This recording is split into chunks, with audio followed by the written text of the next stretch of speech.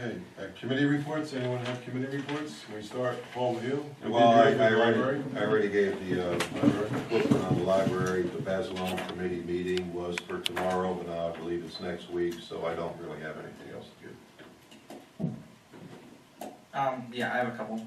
For the Board of Health, for January 2016, we had our first meeting. We had a new member, Marie Chufos, was sworn in. Paul Machala was elected as president, and Catherine Estes, vice president. A speaker came from the county and talked about priority areas for education, such as HPV vaccinations, emergency preparedness, and food safety.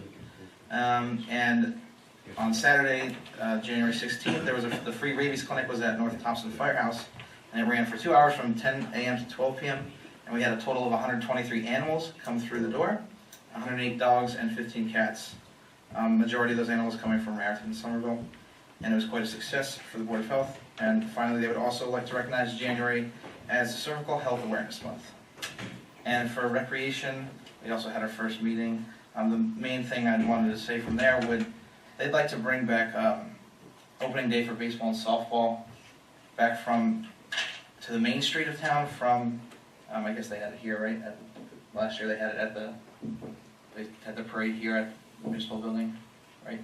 Or baseball and softball. Yeah, they walked from here to Frelinghuysen Park. Yeah. Oh, okay, Freeling, I always have a feeling on Yeah, it. that's right. They want to see if they can bring it back down the Main Street Raritan, but we can discuss, I don't know if that's now or at a later time, but that's what they wanted me to bring here, so that's all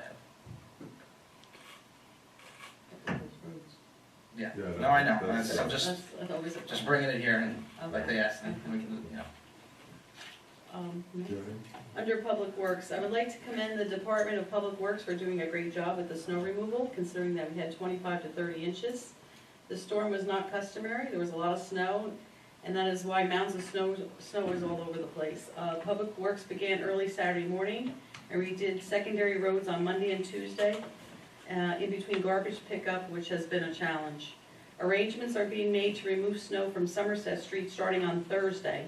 This will allow residents and businesses to resume their daily routine in a safe manner. And then under municipal court was canceled yesterday, and those cases will be in February, the 2 dates we have for February court. And that's it. Thank you. Sure. The Environmental Commission met last Thursday, but at this time, it was our first meeting, and at this time, there's nothing significant to report. Yes, regarding public safety, the fire department wants to remind residents that fire hydrants have to be kept clear of snow. If you have a fire hydrant in front of your house, taking the time to clear your sidewalk, to clear your driveway, clear the fire hydrant at the same time. And there needs to be a 3-foot circumference around the fire hydrant, and there has to be a clear path from the fire hydrant to the street. God forbid you have an emergency. These guys don't have the time to be shoveling snow away from the hydrant. They want to get connected as quickly as possible. So I pass that on to anybody watching, especially after this storm. I know all the hydrants got buried this year. The Historical and Cultural Committee met last week, and they laid out plans for the coming year. They're planning again a walking tour of Raritan, probably in April. Working on a walking tour booklet, which I took last year. This is very interesting. A lot of great stuff about the history of Raritan in it. And again, the same issue they have every year. They're hoping we can get a museum in this town somewhere. And there have always been ideas tossed around where to have it. I suggested, the firehouse, part of the firehouse. There's a room here that could certainly suffice, and that's a historical building. I told them, when I was on the council before, I had buildings and grounds for 6 years. Well, now it's called public properties. And that was my pet project then, to try to get that restored. And we do have over 400,000, you told me right, Ken, over 400,000 in grant money still available. Not quite, but. Something in that neighborhood. How much, Jimmy? 400? 400,000 in grant money. 400.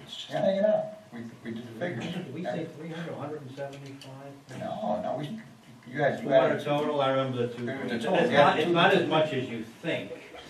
You know what, It really isn't. $400,000 is a lot for me. It sounds like a lot. Really, By the fire we're truck. talking about a lot of the bolstering of the basement, you're talking about putting in things that barely needs to have an updated sprinkler system. That's a Every lot, season. yeah. Some of the That's a money pit. How much money have we spent on that building? What building? Give me an idea. A lot. Take a guess. Oh, yeah, we have. A guess. It could be $1 million if you take the But outside. it's all Fire grant money. department and, No, this is grants. It's all grant money. and it's no. The old police station. Done. What building was she, I'm sorry. 16 Anderson Street. It used to be the old police station. Yeah, Yeah, it's, That's a high number. you know, it's a historical building, it's 110 years old, at one time it housed everything. One cell jail. well, now it houses pigeons. Now I understand, that, yeah, the pigeons are back and The there's pigeons are back. droppings there and there used to be. I'm feeding the pigeons. All right, let's, But anyway, to make a long story short, I'm gonna see what we can do about that, start pushing that along. The holdup in the past of restoring that, one of the big problems was you have to put an elevator in there, because of the handicap access. And elevators, to put an elevator in a building is a lot of money. People don't realize how much it costs, right, Dan, to put an elevator in? When everything's Hundreds of thousands of dollars. Everything's turbo's on this one. So that basically, and then they talked about possibly getting a Veterans of War Memorial Park, again, around the Bazelon, across from the Bazelon statue, let's talk about that. The only other thing, for the seniors. The seniors had their first meeting of the year. The mayor was there and swore in the new members, the new officers. John Arecchio is president, John Hudak is vice president, myself as secretary. Sandra Pesaresi as financial secretary, Charles Goodyear as treasurer, George Schimmel, sergeant arms, and Evelyn Moss as chaplain. And their next meeting is February 10th, and if you're 55 or over, they're always looking for new members. Thank you. If I may just interject, one of the things I've noticed by going and swearing in people is you get to see a whole lot of things. And in essence, in particular, I noticed that there are many of our historical artifacts in many, many places. And I've also noticed that a fair number of our historical artifacts are really exposed and not properly managed, I'll put it that way, for safekeeping. And so I discussed this very briefly at the library, and it is within their strategic plan or mission statement. And I discussed it with John Pacifico and Peter Vitale of the Barcelona Parade Committee. And I discussed it with Jim Fidicaro of the Historic and Cultural Committee. And I have asked them to please get together and let's see if we could essentially first archive, and what I mean by archive, I mean, a list from 1 to 1,000, or however many things we have, so that we can at least have a record of where they are. And then in that process, let's try to figure out where they can be presented securely. Because right now, some have names, some don't have names, some are broken, some are on top of tabletops that people put drinking glasses on, or soda cans. And so, just in background, I just wanted to say that because of that rotation that I went through, I asked them to please get together, and let's hope that they do. I will follow up, but let's hope they do.